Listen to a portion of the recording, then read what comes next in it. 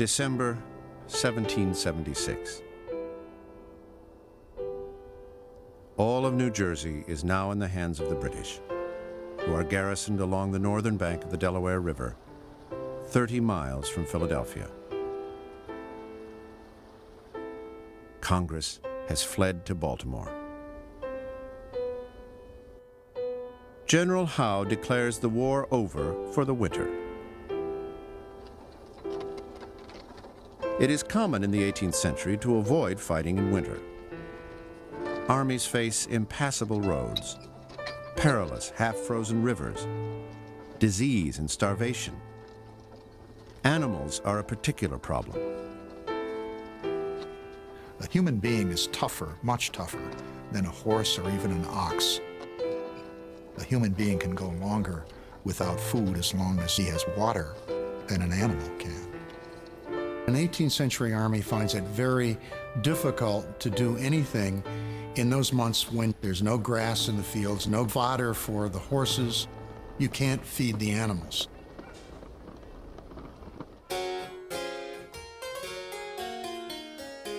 General Howe, comfortably settled in New York City, has begun the elegant winter season of balls and banquets. The talk of the town is about an affair he is having with a certain Mrs. Loring, the wife of one of his officers.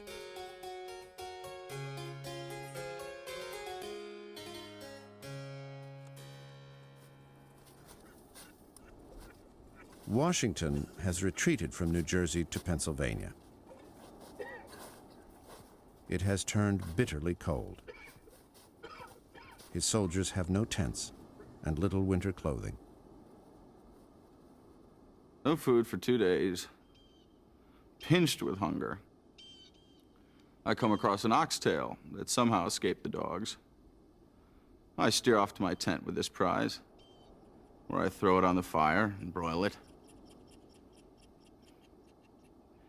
It's not long on my stomach before it starts to show a great inclination to be set at liberty again. I become more and more willing to listen to its requests.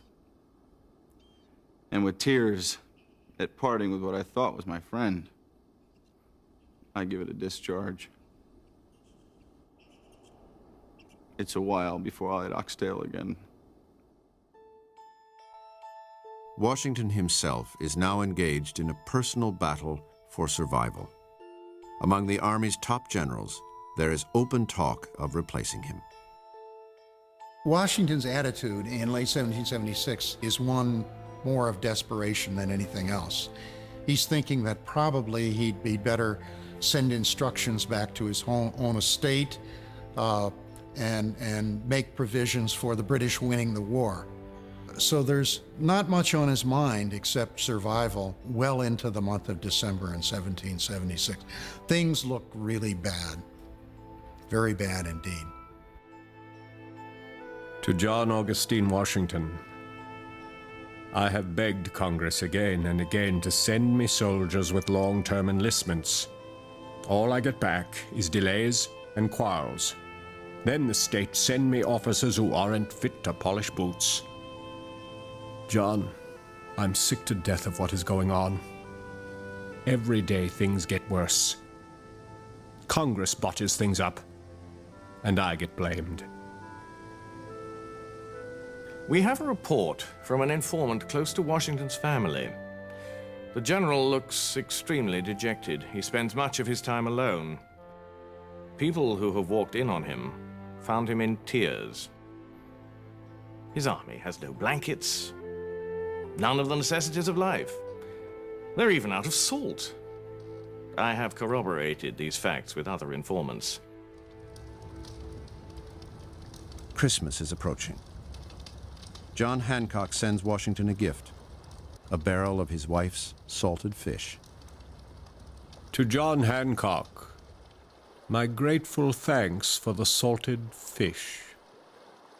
I'm very fond of salted fish, but never think of it until it is placed before me. I hope you have not gone to too much trouble sending it to camp on my account.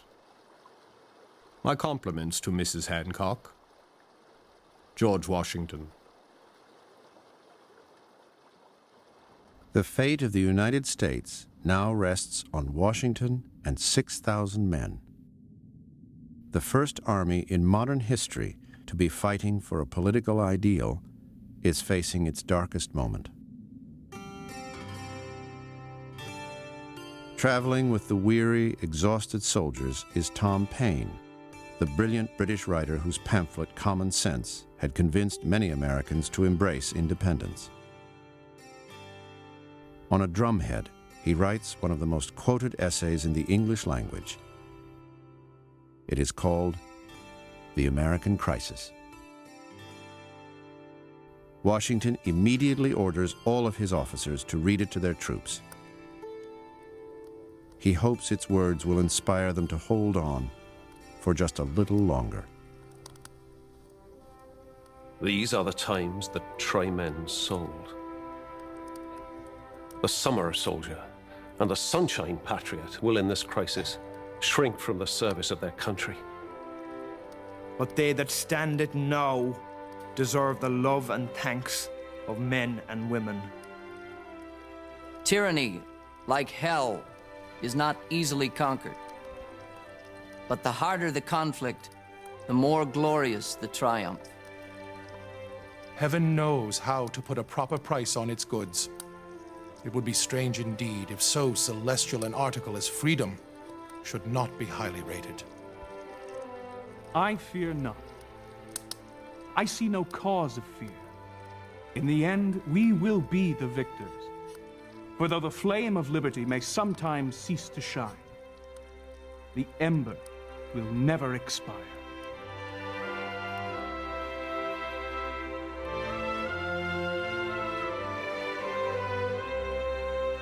It is just before Christmas. The soldiers' terms of enlistment will be up on December 31st. In 1 week, Washington will be a general without an army. Across the Delaware River from the Americans, in the small town of Trenton, New Jersey, the Hessian colonel Johann Rall and his brigade prepare to celebrate the holidays. Rall is in high spirits. He gives little thought to the American forces camped just across the river. We don't need trenches or fortifications. The rebel soldiers, those country clowns, they're almost naked, dying of cold, have no provisions, no blankets. Let them come. We shall welcome them with our bayonets. Washington decides to risk all his troops in a surprise offensive. Horses and cannon and the remains of his army will cross the half-frozen Delaware River in the middle of the night and launch an attack on the Hessian camp at Trenton. It's his last roll of the dice. All or nothing. The key is absolute secrecy. We do not really have enough men for the task, but we have no choice. Coordinate with Griffin and attack on as many of their posts as possible. The more confusion we can spread, the better. December the 23rd, new orders. We are moving out with 3 days' rations. General Washington has just given the password for this operation. Victory or death. The plan is to move 2,500 men and 18 field guns across the river. Seems impossible. It's cold and stormy. Ice is floating in the river. The troops march to the boats in the most profound silence.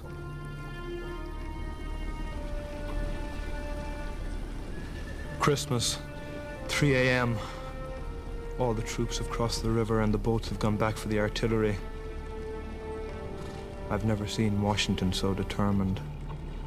He stands on the bank of the river, wrapped in his cloak, overseeing the landing of his troops, calm and collected. We begin our march to Trenton. The horses pulling the cannon slip and slide. They're without shoes. So are the soldiers. The road to Trenton is literally marked with the blood of the soldiers' feet. A great commotion near the meeting house. A Hessian running out from the house, yelling in German. 3 or 4 others come out with their guns. Bullets whistle over our heads.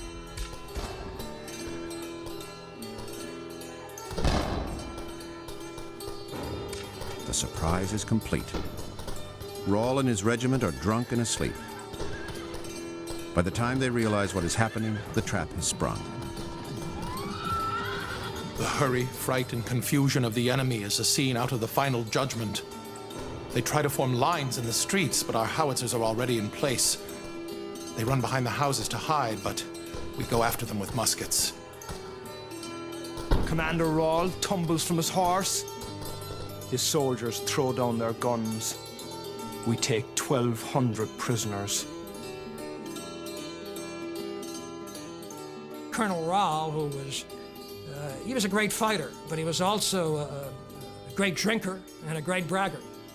It's interesting that Christmas night, he was at a party, and a man came to the door to see him. He said, "It's very urgent, I've got to see him, let him know." And Rahl wouldn't bother seeing him. So finally the man wrote a note, and they gave it to Rahl. And they found it in his pocket after he died 2 days later. And it said, "The Americans are coming to attack you tomorrow morning." He never bothered to read it. The victory at Trenton is a startling reversal of fortune. Washington follows up with the defeat of a British brigade in the town of Princeton, 10 miles away. Suddenly, the whole psychological picture of the war has changed. Actually, Trenton is a small skirmish.